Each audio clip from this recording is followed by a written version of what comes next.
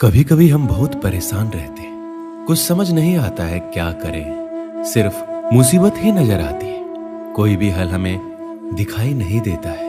लेकिन ऐसा नहीं होता है कि आप अकेले होते हैं। श्री कृष्ण हमेशा आपके साथ होते हैं। पता है वो आपकी जिंदगी में दुख क्यों देते हैं? क्योंकि वो आपको मजबूत बनाना चाहते हैं। वो आपको आगे आने वाली उससे भी बड़ी समस्या से लड़ने का रास्ता दिखाते हैं। बस आपको धैर्य रखना होगा और आपको अपने कर्म करने होंगे। समय की क्या मजाल कि वो एक जगह टिक जाए। जब आपकी खुशी नहीं रुकी तो भला ये दुख कैसे रुकेगा? ये भी चला जाएगा जब आप इसका डटकर मुकाबला करेंगे। कृष्ण हमेशा आपके साथ है, चाहे दुख हो या सुख। किसी के पास पैसे नहीं होते, किसी के अपने उससे दूरी बना लेते हैं। सबका दुख अपने लिए बड़ा होता है, पर इसका हल क्या है? हमें दुख में क्या करना चाहिए? श्री कृष्ण कहते हैं जो एक क्षण में बदल जाए, एक क्षण में भंग हो जाए, वो प्रेम नहीं लोभ होता है। अहंकार वो छाया है जो आत्मा की रोशनी को अंधा कर देती है। भीतर की चमक को पहचानो और वह छाया भी भाग जाएगी। लगभग हर व्यक्ति अलग अलग वजहों से चिंतित रहता है। अनावश्यक चिंता हमें कमजोर कर सकती है, इसलिए बहुत ही ज्यादा चिंता करने से बचना चाहिए। जब भी समय मिले हमें चिंतन करना चाहिए। चिंता और चिंतन में बहुत फर्क है। चिंता व्यक्ति को कमजोर बनाती है और चिंतन से व्यक्ति का आत्मविश्वास बढ़ता है। चिंता से इतिहास नहीं बदल सकता, लेकिन हमारा वर्तमान जरूर खराब हो सकता है। इसलिए चिंताओं से बचें। यदि आप जीवन की चिंता पर विजय पाना चाहते हैं तो इस पल में जिए, हर सांस में जिए, क्योंकि चिता मुर्दे को जलाती है और चिंता जिंदा को जलाती है। अपने शत्रु में सबसे पहला स्थान चिंता का आता है। आने वाले कल का दो तरीके से आप सामना कर सकते हैं, एक विश्वास के साथ या फिर चिंता के साथ। चिंता करने वाला इंसान पल पल मरता है और पल पल जलता है। चिंता आने वाले दुख को कम नहीं करती है, बल्कि ये आज के सुख को लूट लेती है। चिंता अक्सर एक छोटी सी बात को एक बड़ी छाया बना देती है। हमारी थकान अक्सर काम के कारण नहीं, बल्कि चिंता, हताशा और नाराजगी के कारण होती है। चिंता वाला दिन काम के दिन से ज्यादा थकावट भरा होता है। इसकी चिंता छोड़ कि कुछ गलत हो जाएगा, इसके बारे में उत्साहित हो कि क्या सही हो सकता है। चिंता, शंका, भय और निराशा हमारे दुश्मन हैं जो हमें धीरे धीरे नीचे गिरा देते हैं। चिंता मुक्त रहो, जरा मुस्कुराओ, ध्यान से सुनो, जिम्मेदारी लेना सीखो। जो आप नहीं बदल सकते उसे स्वीकार करें। अपनी जिंदगी से प्यार करो। चिंता करना समय की बर्बादी है, इससे कुछ भी नहीं बदलता है। यह सिर्फ आपके दिमाग के साथ खिलवाड़ करती है और आपका खुशी चुरा लेती है। चिंता मतलब आपकी कल्पना का उपयोग करके कुछ ऐसा बनाना है जिसे आप नहीं चाहते।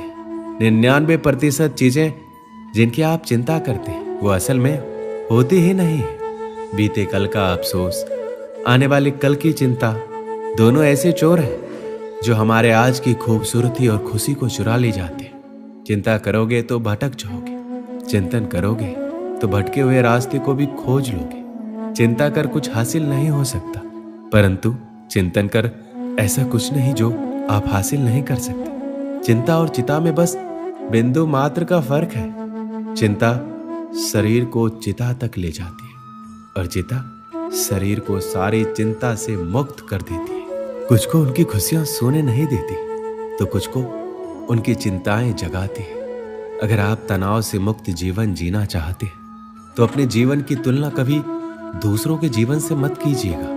चिंता इतनी कीजिए कि काम हो जाए, पर इतनी नहीं कि जिंदगी तमाम हो जाए। हमारे जीवन के दो प्रबल शत्रु क्रोध और चिंता। क्रोध से विवेक का नाश होता है और चिंता से मनोबल का। क्रोध से शांति का नाश होता है और चिंता से सौंदर्य का। सारी चिंता जीते जी, चिता पर तो जलने का भी पता नहीं चलेगा। जो भाग्य में है वो कहीं से भी भाग कर आएगा, और जो भाग्य में नहीं है वह आकर भी भाग जाएगा। फिर चिंता किस बात की? आप केवल अपना कर्म करते रहे। दुख पीछे देखता है, चिंता इधर उधर देखती है, पर विश्वास सदैव आगे देखता है। अतीत का भय और भविष्य की चिंता व्यक्ति को इतना परेशान कर देती है कि वह चैन से जी नहीं पाता। कभी कभी तो वह अपना मानसिक संतुलन तक खो बैठता है। हमें यह नहीं भूलना चाहिए कि अपराध और चिंता मनुष्य की प्राकृतिक भावनाएं हैं, लेकिन इनसे ग्रस्त हो जाना अथवा ये सोच लेना कि इनसे छुटकारा मिलना बहुत मुश्किल है, ये ठीक नहीं है। इसी सोच का परिणाम और प्रभाव व्यक्ति के मन मस्तिष्क को अस्थिर बनाए रखता है। इसके लिए मनुष्य को अपने सोच की सीमा का विस्तार करना चाहिए। ऐसा होने पर ही वह अपना सुस्पष्ट दृष्टिकोण बनाने में समर्थ हो सकता है।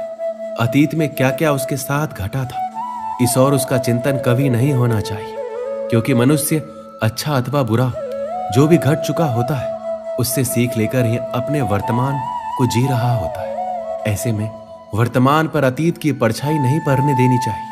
ये तभी होगा जब आप स्वयं में एकाग्रता लाएंगे। हर कोई इंसान चाहता है एक अच्छी जिंदगी जिए, लेकिन कभी कभी जिंदगी ऐसे करवट लेती है कि इंसान जिंदगी जीता ही नहीं, वो जिंदगी को काटना शुरू कर देता है। यह हिस्सा जिंदगी का सबसे बुरा हिस्सा होता है।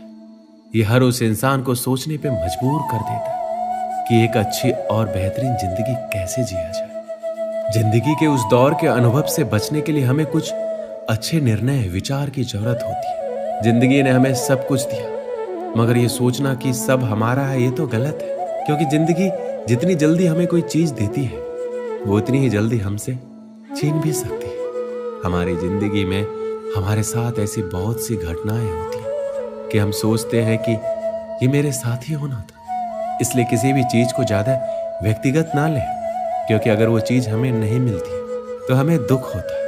हमें समझना होगा कि हर चीज की कोई सीमा होती है और वो उससे आगे नहीं बढ़ सकती। कभी भी किसी चीज को ज्यादा व्यक्तिगत ना ले और उसको छोड़कर आगे बढ़े। एक समय की बात है, गांव में एक सेठ रहा करते थे। वो अपने गांव के सबसे धनवान व्यक्ति हुआ करते थे।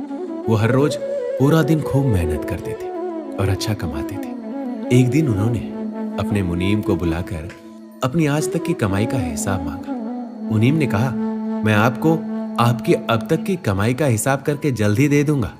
दूसरे ही दिन वो मुनीम सेठ के पास सेठ की आज तक की कमाई का हिसाब लेकर गया। मुनीम ने सेठ को बताया कि जिस तरह से आज खर्च कर रहे हो उस हिसाब से तो आपने इतना कमा लिया है कि अगर आप आज से कमाना छोड़ दें तो फिर भी आपकी 5 पीढ़ियां आराम से अपना जीवन जी सकती है। ऐसा सुनकर सेठ बहुत ही ज्यादा खुश हो गया। उसकी खुशी का ठिकाना नहीं था। अगर हमें भी ऐसा पता चलता है तो हम भी खुश हो जाते, तो फिर यह सेठ क्यों ना हो। अब सेठ अपनी सफलता से बहुत खुश था, लेकिन अब उन्हें अपनी छठी पीढ़ी की चिंता हो रही थी। सेठ सोच रहा था, मेरी छठी पीढ़ी कैसी होगी। अगर मेरी कमाई 5 पीढ़ी तक ही खत्म हो जाएगी तो मेरी आने वाली छठी पीढ़ी का क्या होगा। सेठ सोचते सोचते अपने भविष्य के बारे में इतना सोच लेता है, उसका स्वास्थ्य बिगड़ जाता है। सेठ का स्वास्थ्य अपने भविष्य की पीढ़ी की चिंता करने के कारण बिगड़ता है। वो अपनी भविष्य की पीढ़ी की इतनी चिंता करता है कि वो अपना आज ही जीना भूल जाता है। सेठ का एक दोस्त उनसे मिलने आता है। सेठ की यह हालत देखकर उनसे कहता है, मैं आपको एक उपाय बताता हूँ, अगर आप ऐसा करेंगे तो आप जल्दी ठीक हो जाएंगे। सेठ ने कहा, मैं बहुत सारे दिनों से बीमार हूँ, मुझे आप जल्दी से ठीक होने का उपाय बताइए। दोस्त ने कहा, आप एक पंडित को अपने घर पर खाने के लिए आमंत्रित कीजिए। हमारे गांव में जिस बच्चों को आसानी से खाना नहीं मिलता है वैसे बच्चों को खाना खिलाइए, आप जल्दी ही अच्छे हो जाएंगे। सेठ ने अपने दोस्त की बात मान ली और पास में जो पंडित रहते थे उनको घर ले आए और उन्हें कहा कि आप मेरे घर पर खाना खाने के लिए पधारिए। लेकिन अंदर से पंडित जी की पत्नी की आवाज आई कि आज तो हमें किसी दूसरे ने खाना खाने के लिए आमंत्रित किया है, तो फिर हम आज नहीं आ पाएंगे। सेठ ने कहा कि अच्छा ठीक है, आप क्या कल मेरे घर पे खाना खाने के लिए आ सकते हैं। पंडित जी ने कहा कि मैं कल की चिंता नहीं करता हूँ, मैं अपना कल भगवान के हाथ में छोड़ देता हूँ। पंडित जी की बात सुनकर सेठ हैरान हो गए। बाद में सेठ जैसे उनके दोस्त ने बताया था वैसे ही अपने गांव के उन बच्चों के पास जाते जिस बच्चों को आसानी से दिन का एक समय का खाना नहीं मिलता था। सेठ वहां जाकर उन बच्चों को खाना वितरित करते और वो बच्चे बहुत ही ज्यादा खुश हो जाते। वो बच्चे बिना कल की चिंता किए अपने आज बड़े मजे से जीते। ये देखकर सेठ के समझ में आ जाता है कि कल की चिंता करने से खुद का ही नुकसान होता है। अब वो सेठ भी खुशी खुशी रहने लगा और अपने आज का आनंद लेने लगा और ठीक हो गया। दोस्तों, इस वीडियो में बस इतना ही। मिलते हैं अगली वीडियो में। अपना ख्याल रखिएगा। जय श्री कृष्ण।